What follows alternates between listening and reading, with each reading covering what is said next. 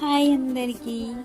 So, life is a balance. That's what my dad always said. Every day at every stage of my life, he reminded me life is not about speaking too much nor staying silent. It's about learning when to speak and when to listen. Nor is about holding to night, not letting it go. It's about learning when to hold and when to let go. Balance. Balance is the secret rhythm of life.